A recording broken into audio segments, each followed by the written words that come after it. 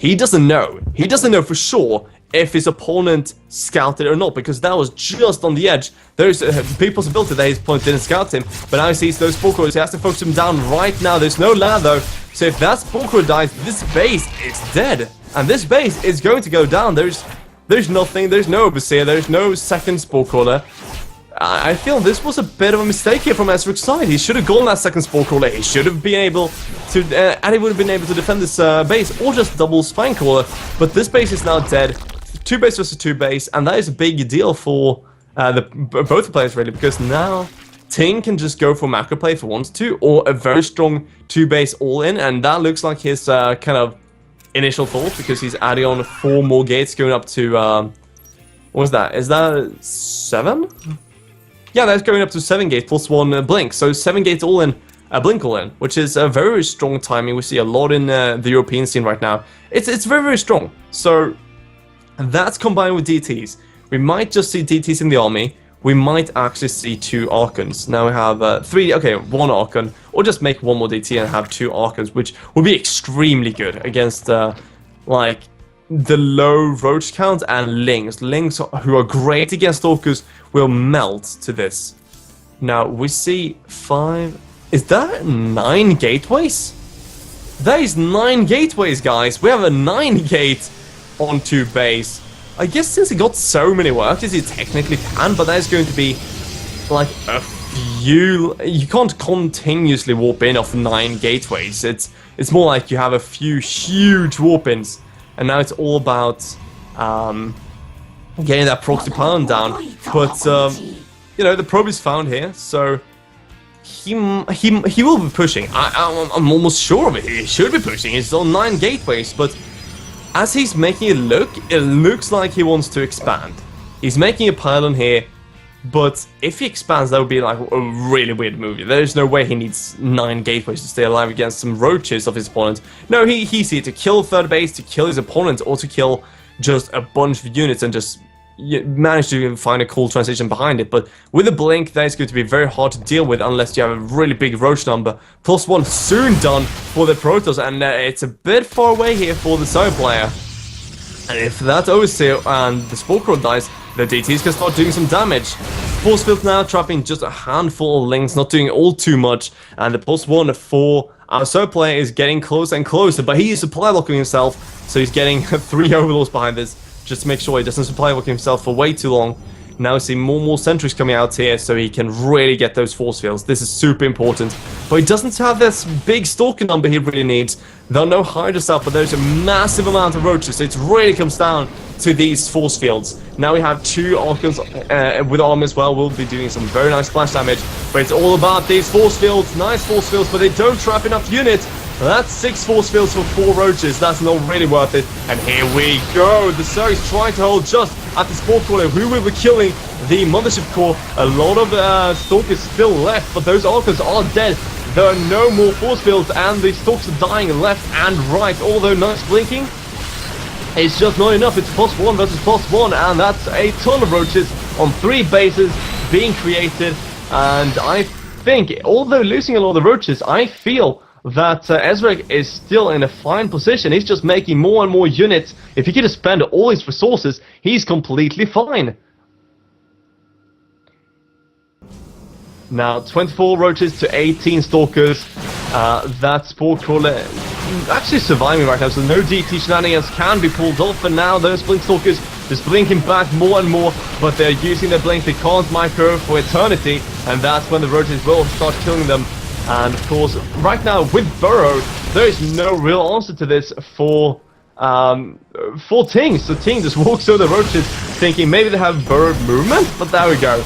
They get trapped. He blinked away, but that's a blink use. Then he can just Burrow again and recuperate his roaches. He's killing off stalkers left and right, making cannons at the pylon to defend it, but that's not going to be enough either. So these stalkers are just melting away. The pylon is gone. The cannons were cancelled, and as we see 10 more roaches on the way, this will be a very, very hard thing for Team to pull off. Now it looks like we'll see Ezreal going 1-0 in this game, unless we see a very big upset. That DT just managing to get away from the sight of the Overseer, just in the nick of time. But he might be able to do some damage at third base. He might be the Hail Mary play here, but I don't know if it's enough. That's a ton of roaches. We don't see any sentries whatsoever, so therefore those roaches can just waltz straight in here, do a ton of damage, and that DT is actually going to be a defensive one, but that's not going to help anything, and those Stalks are just dying way too quickly.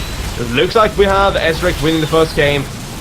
Just going to kill everything here, even Burrow movement will finish everything off, and he's just waiting for his opponent to leave the game and go into the second one in the series. So there we go, GG from both sides, and we will have a second game on our hands with Ezreal as the leader.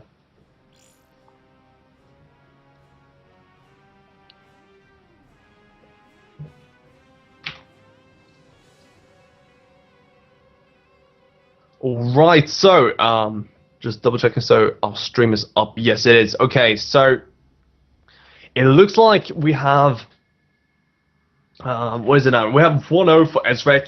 Of course, Shana is waiting in the next series for the winner. The loser is out for all eternity. Well, you know, until next season at least.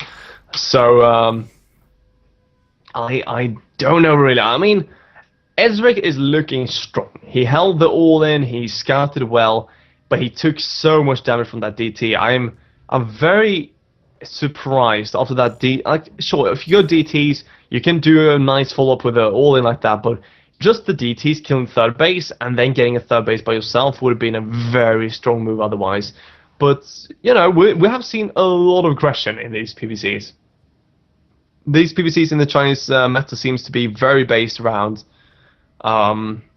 like timing-based attacks and all-ins. So let's see. Everyone is getting ready. The players are eager to go. So we go right away. Of course, this is the second game in the series. If you guys just tuned in, by the way, this is the Golden Pro League. I'm Zweg, and I'm casting here on Esports Heaven. So the GPL, it is the WCS equivalent. Oh, sorry, the Chinese equivalent of WCS. And of course, Blizzard helps it out.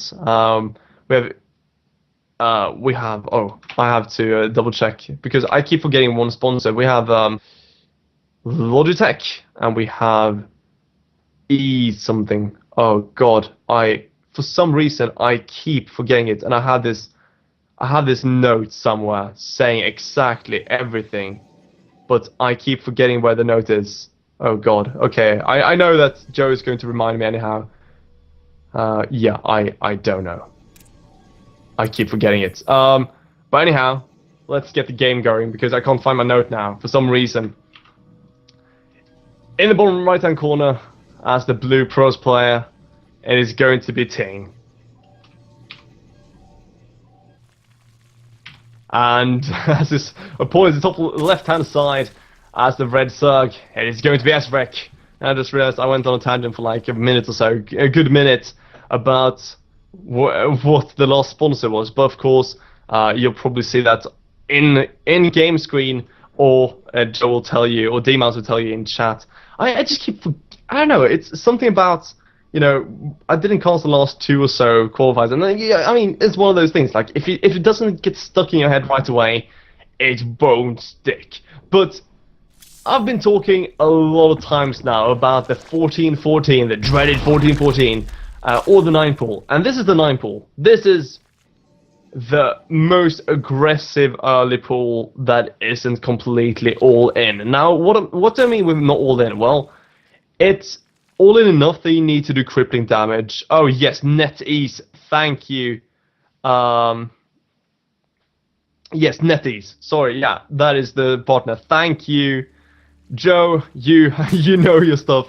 But yes, now here comes the probe, scouting into 9 pool. And what about the 9 pool? Well, the 9 pool is basically in this matchup, as it's used right now in Korea, for instance, as you go in, you hope for them going for Nexus first, you kill the Nexus and a lot of units. You might be able to kill them straight out, like Effort managed to do. You might not manage to do that, and you still kill the Nexus and get a base, and you keep them on one base for quite some time and force them to do something weird. You manage to throw them off the game. But the probe is saved to see when the hatchery is coming down, the natural that is, and meanwhile he's just going to go for his one gate. He's very secure about this. He's even getting gas. He's very safe. He will get his multi core out. He will get his celt out, and unless he mismicros terribly, he's going to be safe. And whoa, no, he didn't. I don't know how I made the connection. I was like, yeah, he's getting a cyber core. No, he didn't even have a gateway. He's getting a forge here. He's going to cannon rush. He's going to counter cannon rush the 9-pool. This is an interesting response from Ting here. Now the links are in the middle line. They're doing some nice damage. They're killing off probes. We have 2 probe kills already, but oh, nice around here with the probes, losing a lot of them actually. Whoa, okay, I thought it would be slightly better surround, but actually he lost a lot of probes here. That natural is building though, and this is, as I said, you know, made to do damage. This is not made to kill your opponent, this is made to do damage, and that Celoth needs help now, guys. Those probes are way too lazy, not helping out the Celoth in need. And look at that, now we're down to only 11 workers against 13, which is on 1 base. And, you know, the Surges are getting 2 more, so that's going to be 15 versus 11 workers for the Surge player. So this is some really bad news for Ting here, and he doesn't have Warp Gate Research on the way. It hasn't even started. He does have that Forge, but he gets, you know, he didn't have the minerals to really go for the counter rush, and he chose not to. Instead, he chose to be defensive, and therefore, he now doesn't have any kind of pressure. He doesn't have any options available aggressively, and he doesn't have the eco. So in a long macro game, he'll be behind, and I feel that, you know, looking at the last game, it might not be something he wants. And the last 2 links will go down here, do hinder mining for a few seconds, just again. But they've been annoying enough. They've paid the weight in gold. Not sure how much they weigh actually, but it's still, whatever they weigh really, it's been in gold or minerals, because we're playing StarCraft. Now, there's no third base yet for our side player, because, you know, he wants to be safe. He wants to make sure there is actually a natural taken. So when we see that natural, I wouldn't be all too surprised to see right away the third being taken. Now, we could see +1 come down. We could see something be made out of, like, he needs to do something with the forge, because he already got the take out. But +1 timing would be very transparent, because Ezreal knows there's a forge out, and he's getting 10 more links. He doesn't have speed though. This is one thing that's good for, like, the only thing really that's good for Ting at this point, I want to say, almost. But yeah, right now we see 1 Militia Core, we see 1 Cell come out, but will be shut down very, very quickly. I think he lost maybe a worker, so yeah, he lost 1 worker. He's fine with that. And yeah, he's just going to scour the map a bit, scout what's going on, and meanwhile, in the right-hand side, we see that Twilight Council. So with the Twilight Council, we might see Blink, we might see DT Shrine, we were going to see one of them, of course, but the question is which one, because we could see Blink in the sense of, you know, just wanting to all-in with Blink Stalkers, but we don't see all too many pros being left. We see a lot of Chrono Boost being saved up. So when you see Chrono Boost saved up, it should be for Blink, but I want to say DTs because it's such a, like, remote location. It's, yeah, there we go. Okay, so it's more a Hail Mary play with DTs at this point. So, like, you can't be defensive with them, you can't really do a lot with them except for just killing off bases. Now here we see Ezreal scouting. There's the second base of his opponent, so he's going to get a third base quite soon, I feel, or he might just go for the counter aggression, because he's getting so many links at this point. He's gotten a few links into the base already, he's getting 20 more. This is great for him, as long as he gets some kind of observer. Like, he needs an obviously he needs a Spore Caller or something, so he can see this Dark Shrine, because otherwise he will struggle so much with saving his bases. Now, we have a lot of links on the way, 35 on the map already, we have 41 in total after these are made, and a nice little surround here. He's attacking with a few at a time though, not liking that all too much, but he's killing off units at least, and he's doing damage, which is, of course, always good when you go for this kind of link all in. Now, these things will just overwhelm the entire base, so you can't go for defensive DTs, because if you do, you're just going to, you're not going to clean up them in time, and there we go, that's going to be GG as well. So we're going to have a 2-0 for Ezreal, and I'm going to drink some water because my throat is killing me. Okay, so in the end, it was a bit too much for team to deal with. Now,